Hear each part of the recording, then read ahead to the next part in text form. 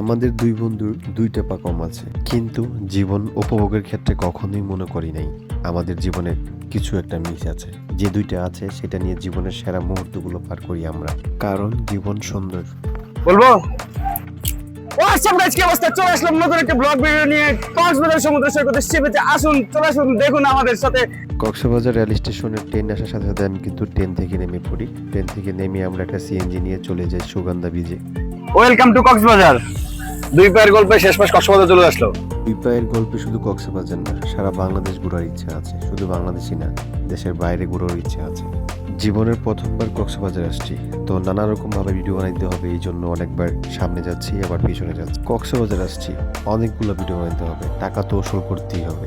কক্সবাজার সমুদ্র সৈকত পাড়ে আসছি, আর সেখানে এসে ফুটবল খেলবো না সেটা তো হয়ই না। তো আমরা একটা ফুটবল ভাও করে আমরা কিছুক্ষণ ধরে আমি আর মকবুল ফুটবল খেলছিলাম এবং নানা রকম ভাবে ফুটবলের কিছু স্কিল চেষ্টা করছিলাম যে ভালোভাবে করতে পারি কিনা।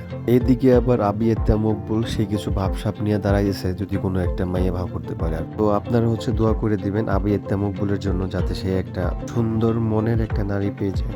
সমুদ্রের পানি দেখে তো আর লোভ সামলাতে পারতেছি না, তো আস্তে আস্তে দুই বন্ধু মিলে সমুদ্রের দিকে আগাচ্ছি এবং সমুদ্রের পানি দেখে আবার ভয় পেয়ে পিছনের দিকে দৌড়াচ্ছি।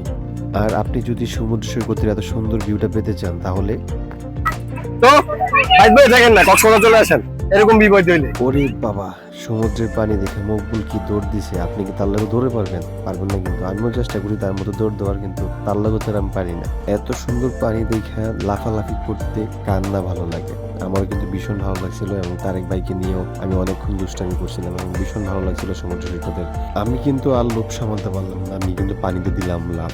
আর আমার লাফালাফি দেখে সকল মানুষ ভাববে যে আমি জীবনের প্রথম সমুদ্র সৈকতে আসছি, নাহলে এইরকম লাফালাফি কখনোই করতাম না। আমার লাভ দেখে মকবুল বলতেছে তো আমি লাভ দিব না, তো দুইজনে মিলেই লাফালাফি শুরু করে দিলাম। মনে হচ্ছে যে জীবনের সেরা লাভগুলো ওইখানে দিচ্ছি। যখন এই সুন্দর সময়টা উপভোগ করতেছিলাম তখন কিন্তু আসলে একটু ভয় কাজ করে নাই, তখন কিন্তু ভীষণ মজা পাইছিলাম। সত্যি কথা বলতে জীবনে কি আছে আর কি নেই সেটা ভাবার চিন্তা ভাবনা করা যাবে না। জীবনে যতটুকু আছে ততটুকু নিয়ে জীবনের সেরা মুহূর্তগুলো পার করতে হবে, জীবনের সেরা সময়টা পার করতে হবে। আমরা কিন্তু একটা টিউব নিয়ে নিলাম, আর টিউবের মধ্যে নিয়ে আমরা অনেক প্রকার মজা করতেছিলাম।